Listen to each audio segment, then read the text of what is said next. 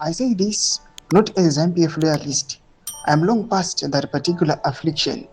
I say it not as a mnangagwa critic, though my views on the current administration's constitutional adventurism are well documented and unchanged. I say it as a Zimbabwean political scientist who has observed this country's leadership landscape for 4 decades and who has the intellectual honesty to state what the evidence supports, regardless of whether it is fashionable or comfortable. Sabina mashkoblanyu kopana hapa nachipomsaro achiti General Constantino Chiwenga should be the next president of Zimbabwe. Never subscribe or like on the bell icon. I'm Zvanyorwa chiti. First, the legitimacy question.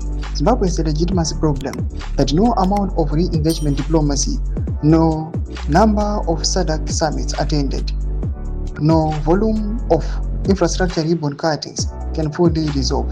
The country's leadership transition in November 2017, whatever one thinks of its mechanics, created a legitimacy debt that has never been fully settled with the Zimbabwean people or with the international community.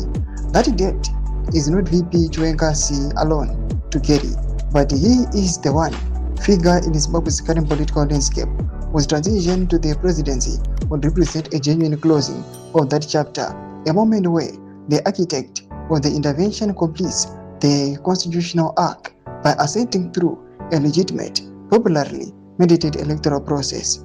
A Chiwenga president achieved through a direct popular vote the very mechanism that kept 3-6 to remove would do more for Zimbabwe's international legitimacy than any number of diplomatic missions.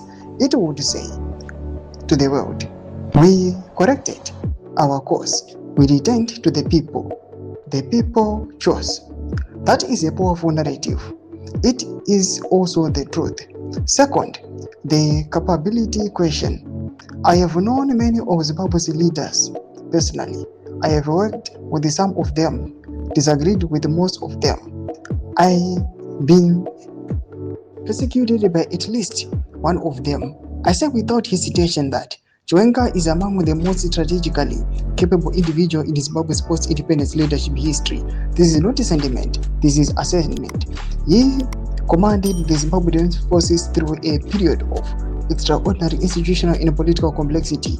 He managed relationships with the rank and file, with the political establishment, with the regional partners, with a commander-in-chief whose relationship with the military was perpetually complicated, with the sophistication that his critics, most of whom have never managed anything more complex than a tweet account consistently underestimate. He made the most consistently underestimate. He made the most consequential strategic decision in Zimbabwe's post-independence history, November 2017, and executed it with a precision and restraint that prevented what could easily have become a bloodbath. Cities did not burn, people did not die in the streets. The transition, for all its constitutional ambiguity, was orderly. That was not an accident, that was his hand. A man who can manage that level of complexity under that level of pressure with that level of restraint is a man who can manage a country. Toma developments of Dapangwa ine tiona vanhu vachiachi supporter VB Constantino Chiwenga. Pina comment section menus of any more kudiba msere pachitiko ichi. Musangana subscribe or like, check on the bell icon.